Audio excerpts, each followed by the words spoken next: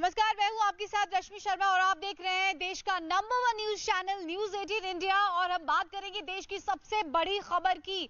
जी हां, कहीं ना कहीं अब ये सवाल खड़ा हो गया है, यहां पर लोग चर्चा कर रहे हैं, बहस कर रहे हैं कि डॉग लवर्स की लापरवाही मासूमों की जान पर आई।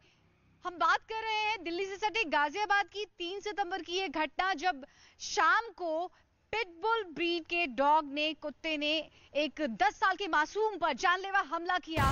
उसे इतनी बुरी तरीके से काटा कि बच्चे को 150 टांके आए हैं। सोचिए जरा बच्चे की क्या हालत होगी। और यहां तक कि उसके कान का निचला हिस्सा भी कट गया है और बच्चा अभी कुछ खाने पीने में भी असमर्थ है। उसे लिक्विड डाइट दी जा रही है और तो और डॉक्टरों ने कहा है कि फिलहाल उसकी हालत खतरे से तो बाहर है, लेकिन अभी हम सर्जरी के बारे में बात भी नहीं कर सकते हैं। लगातार हम आपको दिखा रहे हैं, न्यूज 18 इंडिया ने, देश के नंबर 1 न्यूज चैनल 18 इंडिया ने आपको सबसे पहले दिखाया ये सीसीटीवी फुटेज, जिसमें पिटबुल बहुत ही आक्रामक तरीके से बच्चे पर यहाँ पर बिल्कुल पूरी तरह से टूट पड़ा है और अपने जबड़े से उसे लगातार काट रहा है। वो तो गनीमत इस बात की रही है कि उस वक्त पार्क में एक फरिश्तानुमा एक शख्स था, एक युवा लड़का, एक इंसान, जिसने अपनी जान को जोखिम में डालकर किसी तरीके से इस मासूम खुश को बचाया और आज कोई अनहोनी नहीं हो पाई। लेकिन लगातार दिल्ली एनसीआर में इस तरह की खबरें सामने आ रही हैं। बच्चे के बाबा टीकाराम त्यागी द्वारा इस संबंध में तहरीर दी गई और उसका संज्ञान लेते हुए उचित धाराओं में मुकदमा दर्ज किया गया है और आगे की वैधानिक कार्रवाई की जा रही है। साथ ही नगर निगम द्वारा ललित त्यागी पर 5,000 रुपए का जुर्माना भी किया गया है। पिटबुल ने 11 साल की बच्ची को नोचा, चेहरे पर लगे 125 से ज्यादा टांके, बुरी तरह से घायल हुआ मासूम। गाजियाबाद से आया ये वीडियो दिल दहला देने वाला है। बच्चा पार्क में खेल रहा होता है, तभी पिटबुल नस्ल के कुत्ते ने मासूम पर झपट्टा मार दिया। ऐसा तब हुआ जबकि पिटबुल कुत्ते के मालिक ने उसके गले में बंधे हुए पट्टे को पकड़ा हुआ था, लेकिन इसके बाद भी वो पिटबुल को कंट्रोल नहीं कर सका। पिटबुल ने जैसे ही बच्चे पर झपट्टा मारा, बच्चा जमीन पर गिर गया। बच्चा जैसे ही गिरा, पिटबुल ने अपने मजबूत जबड़ों में मासूम के चेहरे को दबोच लिया। जब पिटबुल बच्चे को नोच खसोट रहा था, तो पिटबुल का मालिक केवल तमाशा देखता रहा। उसने बीच बचाव की कोई कोशिश नहीं की।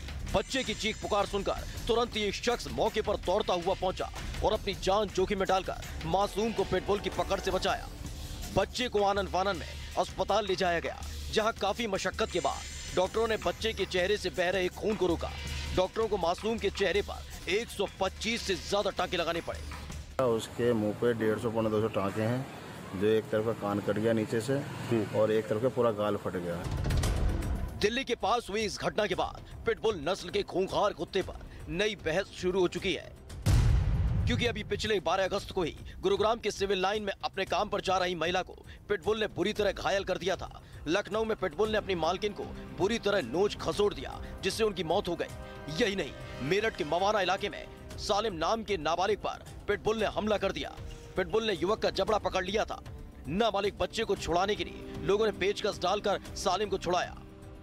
गाजियाबाद के मधुबन बापूधाम इलाके के सेक्टर 23 के संजय नगर में हुई इस घटना से परिजनों में काफी गुस्सा है। जानकारी के मुताबिक पिटबुल को बिना रजिस्ट्रेशन के पाला गया था। नगर निगम ने 5,000 का जुर्माना भी लगाया है। कई देशों में पिटबुल के पालने पर प्रतिबंध है, लेकिन दुनिया के सबसे खतरनाक कुत्ते को पालने पर भारत में कोई प्रतिबंध नहीं है।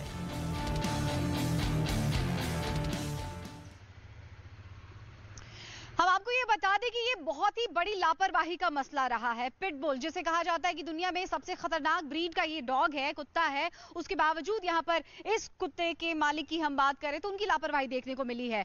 ये कुत्ता कितना खतरनाक होता है, खूंखार होता है, उसके बावजूद 10 से 14 साल की लड़की, उसके हवाले ये पिटबुल डॉग था और अचानक वो बेकाबू हो गया और मासूम से कुश पे वो हावी हो गया। लगातार उस पर झपट्टा मारता रहा और उसे चोटिल करता रहा, जख्मी करता रहा। और बड़ी बात हम आपको ये भी बता दें कि कुश के एग्जाम चल रहे हैं और वो अभी स्कूल जाने में असमर्थ है और बच्चा बहुत ही हिम्मत वाला रहा है, जिसने अपने आप को संभाला, अपने बड़ों को वो संभालता हुआ नजर आया। हमारे साथ उसकी फैमिली मेंबर्स भी, हम आगे बात भी करेंगे, हम आपको बताएंगे कि किस तरीके से उनके पूरे परिवार ने यहाँ पर पिटबुल का दंश झेला है। और बड़ी बात यह है कि जो अभी पिटबुल का मालिक है ललित त्यागी, उसके बारे में शिकायत की जा रही है परिवार की तरफ से कि लगातार उसे समझाया जाता था। आपको भी बहुत अच्छे से पता है कि इस तरह के खतरनाक कुत्तों को आप इस तरीके से पब्लिक पार्क में ऐसे घुमा नहीं सकते हैं। उन्हें बार बार सोसाइटी के लोगों ने भी बोला, हिदायत दी थी कि आप इस तरह से इस कुत्ते को पार्क में ना लाएं। उसके बावजूद इस तरह से लापरवाही बरती गई और आखिरकार ये रिजल्ट सामने आया, परिणाम ये सामने आया कि एक बच्चे की जान जाते जाते बची है। फिलहाल हम स्टूडियो का रुख कर लेते हैं। अंजीत है, अंजीत इसी खबर से जुड़ी हुई कुछ और अपडेट्स आप तक पहुंचाएंगे। बिल्कुल रश्मि, लगातार आ रही इस तरह की घटनाओं के बाद अब सवाल उठ रहा है कि कहीं आपके घर में आदमखोर तो नहीं, क्योंकि पिटबुल दुनिया का सबसे खतरनाक आदमखोर बताया जाता है। पिटबुल दुनिया का सबसे खतरनाक पालतू कुत्ता है। पिटबुल के हमले में सबसे ज्यादा लोगों की मौत होने की खबरें अब तक हैं। भारत में पिटबुल को पालने पर कोई प्रतिबंध नहीं है। पिटबुल कुत्ता दो खतरनाक कुत्तों के मिक्स ब्रीड के बाद होता है, बुलडॉग और इंग्लिश व्हाइट टेरियर की मिक्स ब्रीड। बुलडॉग एक ताकतवर शिकारी कुत्ता होता है। टेरियर कुत्ते का स्वभाव में लोमड़ी जैसी चालाकी होती है। दो मिक्स ब्रीड के होने के चलते पिटबुल बहुत खतरनाक होता है। पिटबुल नस्ल के कुत्ते बेहद जिद्दी होते हैं। पिटबुल स्वभाव से गुस्सैल, हमले में जान ले लेते हैं। जयपुर में एक बच्ची पर पिटबुल ने हमला किया था। हमले में 7 साल की बच्ची की जान भी चली गई थी। हरियाणा के यमुनानगर में भी पिटबुल ने हमला किया। पंजाब के जालंधर में भी पिटबुल ने हमला किया था। तो इस तरह की तमाम घटनाएं सामने आई और पिटबुल ने हमला किया। रश्मि इस वक्त ग्राउंड जीरो पर है, ओवर टू यू रश्मि। बिल्कुल, जब शौक आपके किसी की जान पर आ जाए तो सोचना बहुत ही लाजमी हो जाता है। फिलहाल कुश के दादाजी हैं हमारे साथ, इनसे हम बात करेंगे क्योंकि इनके परिवार पर बीती, इनके पोते पर बीती है, तो इनसे बेहतर कौन बता पाएगा। सर, सबसे पहले ये बताइए जरा कि कुश की हालत कैसी है। कुश की हालत अभी तो ठीक है। हाँ। बाकी उससे पहले जो हुआ घटना घटी है वो बहुत ही खतरनाक घटना घटी है। आपने कोई शिकायत भी की है पुलिस? शिकायत हमने 112 नंबर पर फोन किया है। 112 नंबर पर फोन किया हमने, उन्होंने तुरंत वो हॉस्पिटल में आए हैं, तभी हमारे बच्चे का ट्रीटमेंट चालू हुआ है। पुलिस का क्या कहना है? पुलिस का ये कहना है कि ठीक है, आप अभी इलाज कराइए और इसे जैसे ही राहत मिले वैसे ही हमको आप बताओ। और आप क्या चाहते हैं? अब हम क्या चाहते हैं मैडम, हमारा बच्चा ठीक ठाक हो जाए, बहुत यही चाहते हैं हम तो।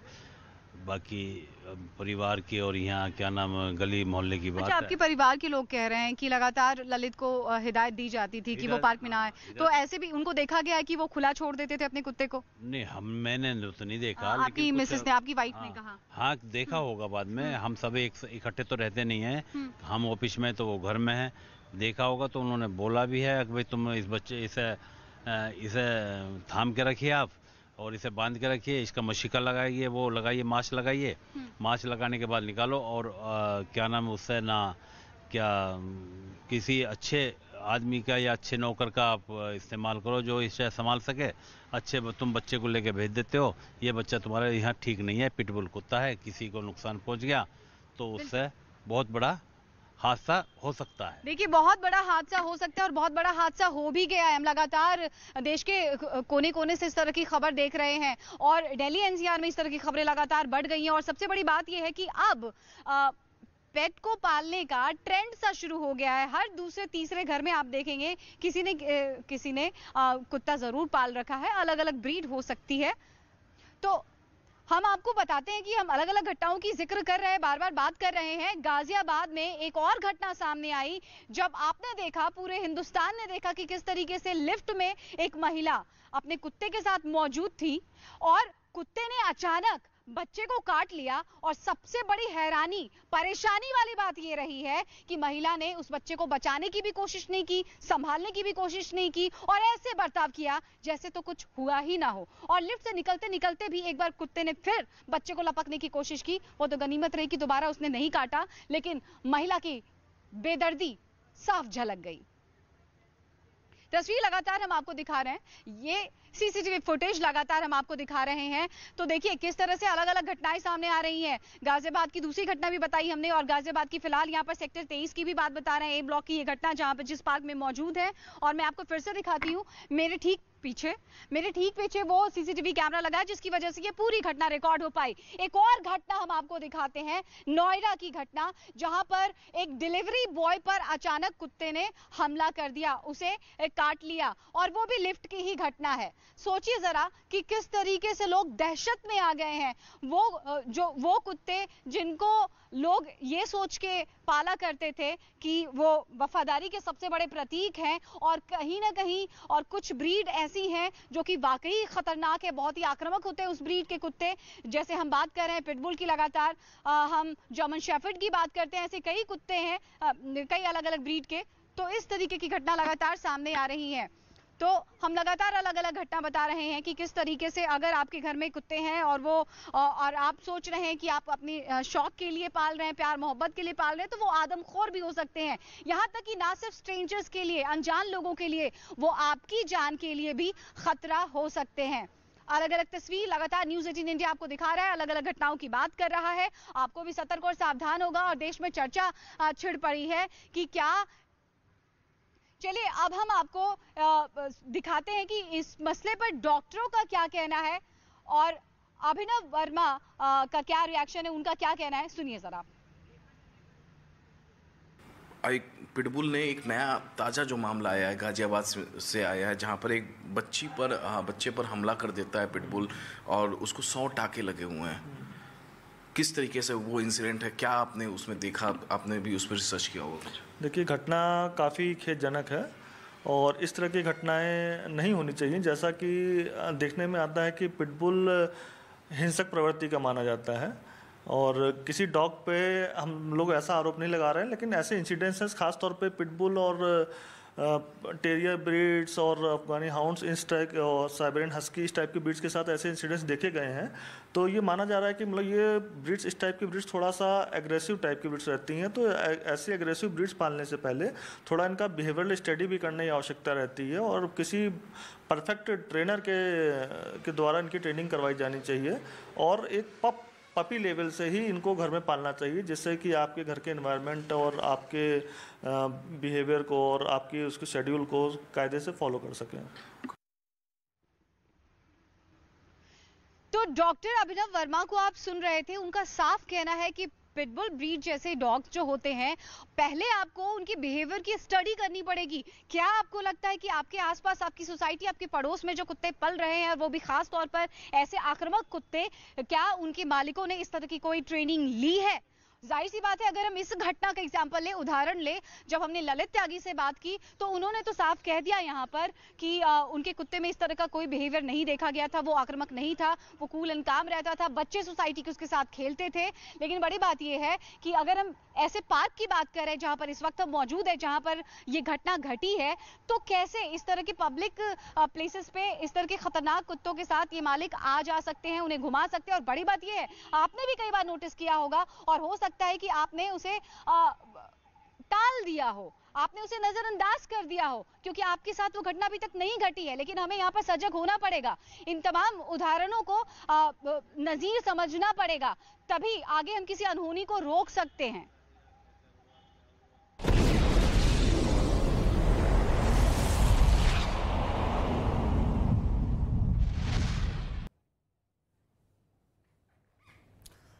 आइए आपको चीन के यार पुतिन की हार वाले खौफ की सबसे लेटेस्ट रिपोर्ट दिखाते हैं। यूक्रेन के काउंटर अटैक के चलते पुतिन की सेना 3 मोर्चों पर पीछे हटने को मजबूर हो गई है।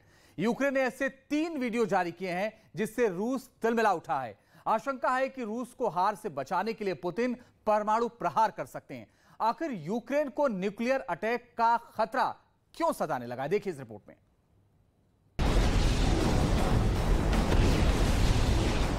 क्या यूक्रेन में पुतिन के परमाणु प्रहार से हाहाकार मचने वाला है? सवाल है, यूक्रेन का कौन सा शहर दूसरा हिरोशिमा बनने वाला है? ज़ेलेंस्की के देश का कौन सा हिस्सा दूसरा नागासाकी बनने वाला है? यूक्रेन में इस बात का खौफ है कि युद्ध को खत्म करने के लिए पुतिन परमाणु बम का सहारा ले सकते हैं।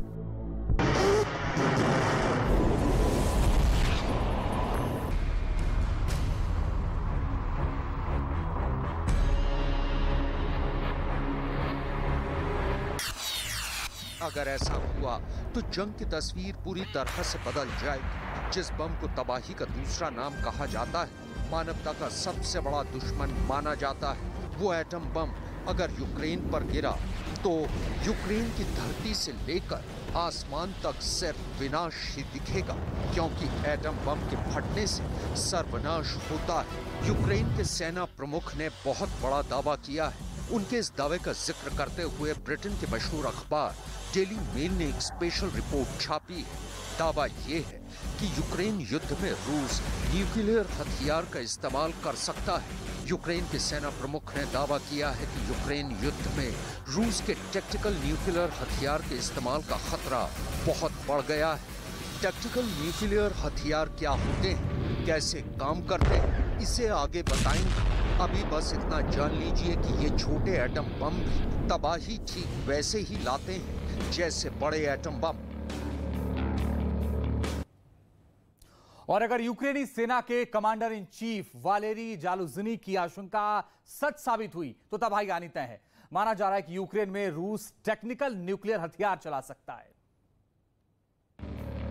अगर यूक्रेनी सेना के कमांडर इन चीफ वालेरी जालुझनी की ये आशंका सच साबित हुई कि यूक्रेन में रूस ने टैक्टिकल न्यूक्लियर हथियार चला दिए तो विध्वंस होगा, विनाश हो जाएगा, तबाही आ जाएगी, बर्बादी, विपत्ति, मौत, लाशें, रेडिएशन।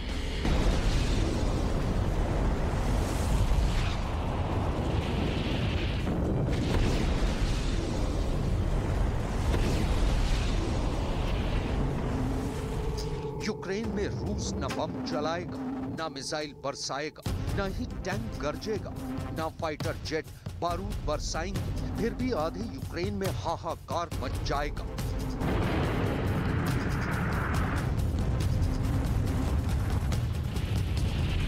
खतरा बहुत बड़ा है क्योंकि न्यूक्लियर डेंजर का अलार्म बज गया है। रूस की जिद और यूक्रेन के डर के बीच किसी भी वक्त परमाणु तबाही आ सकती है।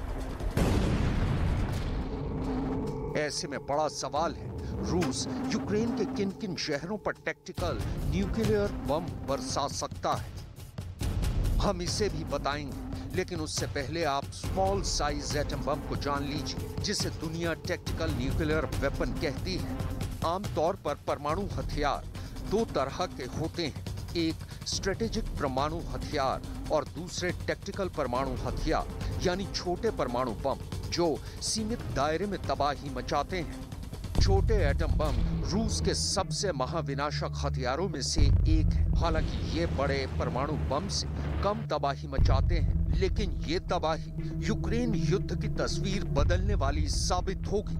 रूस यूक्रेन पर सभी तरीके के दांव चल रहा है, लगातार माइंड गेम खेल रहा है। उसी का अगला पड़ाव छोटे परमाणु बम के इस्तेमाल को माना जा रहा है, जिसके संकेत रूस के राष्ट्रपति व्लादिमीर पुतिन कई मर्तबा दे चुके हैं और अब खुद यूक्रेन के सैन्य प्रमुख ने टैक्टिकल परमाणु बम के इस्तेमाल की आशंका जाहिर कर दुनिया को डरा दिया है।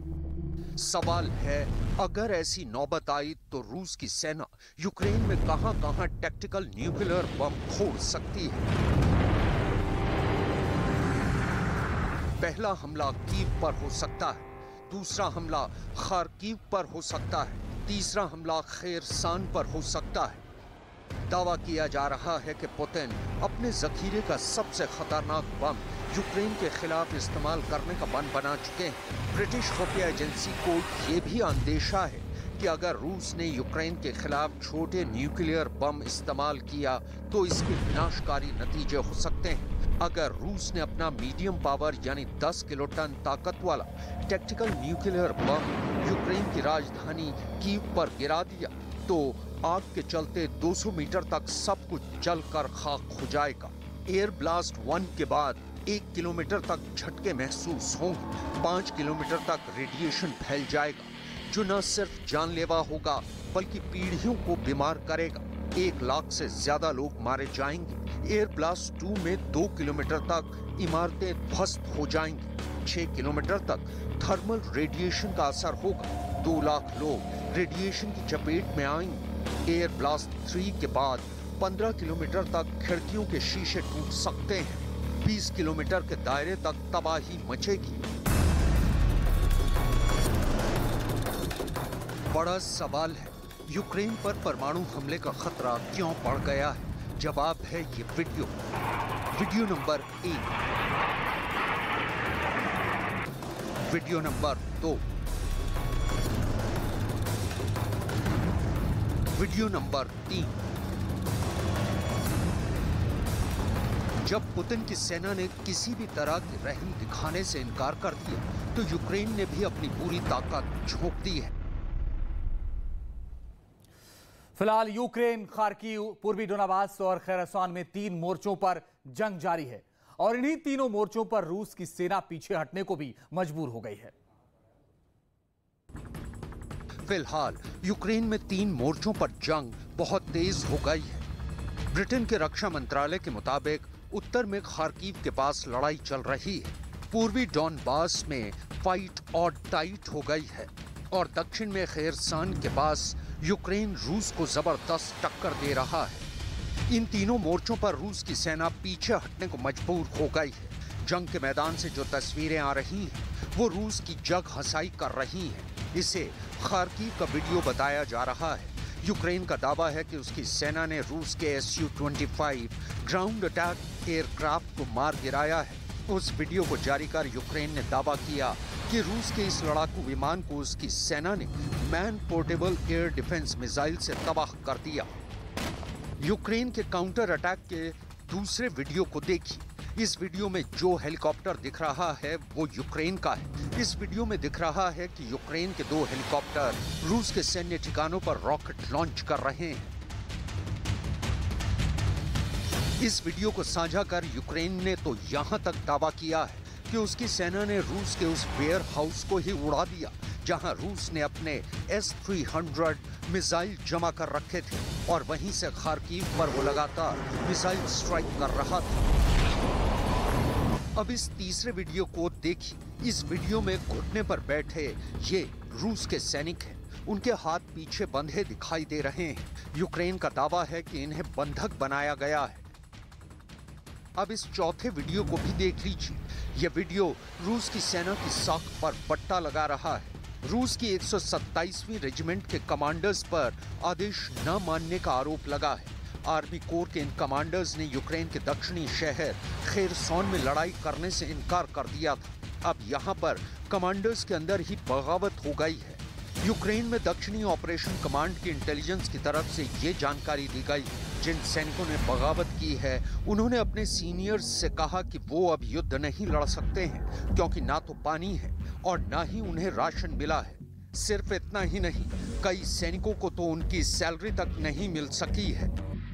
Практически весь период проведения специальной военной операции наша рота в составе 5-го стрелкового батальона 113-го стрелкового полка находилась на линии боевого соприкосновения на территории Херсонской области, Украина. За это время личный состав दुनिया ने मारियोपोल की तबाही देखी है। ज़ेलेंस्की की फौज पर कमर तोड़ देने वाले हमले देखे हैं। दुनिया ने लुहांस्क और डोनेत्स्क शहर पर हमले देखे हैं, जहां पहले से रूस समर्थित विरोधियों का दबदबा रहा है।